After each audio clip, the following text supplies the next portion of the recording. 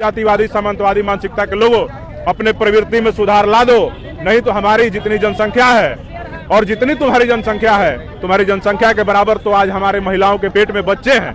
अगर हम लोगों ने पलटवार किया तो इस देश में मुंह छुपाने के लिए कोई कोना नहीं बचेगा। लेकिन योगी बाबा का पुतला दहन क्यों किया? योगी बाबा का पुतला दहन हमने इसलिए किया कि योगी बाबा कहते हैं कि उत्तर प्रदेश में गुंडों को कहते हैं कि जोश ठंडा कर देंगे, उनको हौसले को पस्त कर देंगे। तो हम पूछना चाहते हैं कि योगी जी का इतना प्रशासन दुरुस्त है, चुस्त दुरुस्त है, तो फिर चंद्रशेखर आजाद पे हमला कैसे हो गया? कोई नहीं चाहता कि दलित बेटियों को न्याय मिले, उनके बारात सजे, कोई घोड़ी पे चढ़े, कोई मूछ रखे, कोई महंगे गाड़ियों में चले, कोई अच्छा घर बनाए। पहली बार नहीं, से पहले भी हमले हो चुके हैं। चंद्रशेखर आजाद बेखौफ बिना किसी के दबाव में आए हुए अपने समाज के हक अधिकार के लिए उनके ऊपर हो रहे शोषण जुल्म अत्याचार अन्याय पे मजबूती से सदन में लेकर संसद तक लड़ने का काम करते हैं। इसलिए आज वो आंखों की किरकिरी बने हुए हैं। संभल जाए योगी आदित्यनाथ, नहीं तो नहीं तो हमारे अध्यक्ष जी का आदेश रहेगा ना, नहीं तो पटने जाम कर देंगे। पटना के इनकम टैक्स चौराहे पे है, आज भीम आर्मी के द्वारा जो है यूपी के सीएम योगी आदित्यनाथ का पुतला दहन किया गया है। भीम आर्मी के प्रदेश अध्यक्ष अमर ज्योति है हमारे साथ, इनसे बातचीत करेंगे।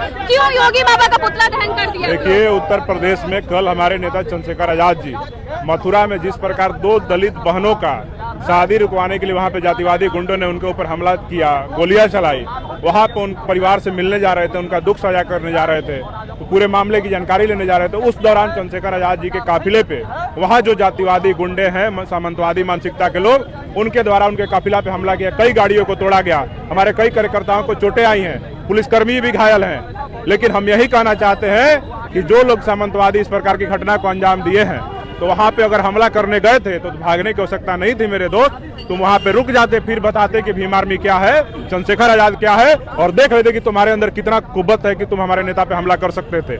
हम यही कहेंगे कि देखो, अभी भी जातिवादी सामंतवादी मानसिकता के लोगों अपने प्रवृत्ति में सुधार ला दो, नहीं तो हमारी जितनी जनसंख्या है और जितनी तुम्हारी जनसंख्या है, तुम्हारी जनसंख्या के बराबर तो आज हमारे महिलाओं के पेट में बच्चे हैं।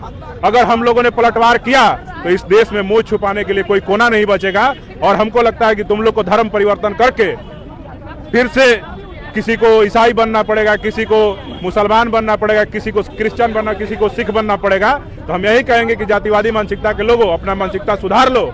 और उत्तर प्रदेश की सरकार योगी आदित्यनाथ जी से हम मांग करते हैं कि चंद्रशेखर आजाद जी पे जो हमलावर हैं उन सबको चिन्हित करके फोटो वीडियो के आधार पे, लोकेशन के आधार पे उन सबको पकड़ करके जेल भेजने का काम किया जाए, सख्त कार्रवाई किया जाए कि दोबारा इस प्रकार की हिम्मत कोई जातिवादी नहीं कर पाए। और जो लोग इस प्रकार की घटना को अंजाम दिए हैं, मैं मांग करता हूं केंद्र की सरकार से भी कि हमारे नेता चंद्रशेखर आजाद जी की सुरक्षा बढ़ाया जाए और उनको Z+ सुरक्षा मुहैया कराया जाए ताकि भविष्य में उनके साथ कोई अनहोनी की घटना नहीं हो सके। लेकिन ये पहली बार नहीं, से पहले भी हमले हो चुके हैं। क्या कुछ मामला, क्यों बार बार हमले हो? देखिए, हमला इसलिए हो रहा है कि चंद्रशेखर आजाद बेखौफ बिना CBI, बिना ED, बिना इनकम टैक्स, बिना पक्ष, बिना विपक्ष, बिना प्रधानमंत्री, बिना किसी के दबाव में आए हुए अपने समाज के हक अधिकार के लिए उनके ऊपर हो रहे शोषण जुल्म अत्याचार अन्याय पे मजबूती से सदन में लेकर संसद तक लड़ने का काम करते हैं। इसलिए आज वो आंखों की किरकिरी बने हुए हैं। ना उनको विपक्ष के नेता पसंद करते हैं, उत्तर प्रदेश के जो भी विपक्ष के नेता हैं, और ना पक्ष के नेता पसंद करते हैं, ना सरकार वाले, ना विपक्ष वाले। तो ये इसलिए इस प्रकार की घटना को बार बार अंजाम दिया जाता है कि चंद्रशेखर अगर जिंदा रहेगा तो हो सकता है कि हमारी कुर्सी को हथिया ले और अपने समाज में जन आधार बढ़ा करके हमारे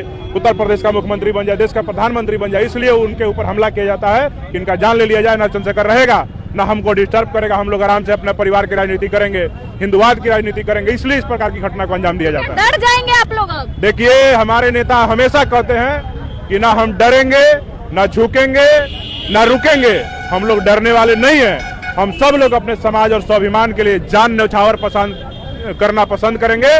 डरना, झुकना, रुकना पसंद नहीं करेंगे। लेकिन योगी बाबा का पुतला दहन क्यों किया? योगी बाबा का पुतला दहन हमने इसलिए किया कि उत्तर प्रदेश में योगी बाबा कहते हैं कि उत्तर प्रदेश में गुंडों को कहते हैं कि जोश ठंडा कर देंगे, उनको हौसले को पस्त कर देंगे। तो हम उन्हीं की सरकार उत्तर प्रदेश में है, जहां पे मथुरा में कल चंद्रशेखर आजाद जी गए थे। तो हम पूछना चाहते हैं कि योगी जी का इतना प्रशासन दुरुस्त है, चुस्त दुरुस्त है, तो फिर चंद्रशेखर आजाद पे हमला कैसे हो गया? उनके गाड़ियों के काफिलों को कैसे तोड़ा गया?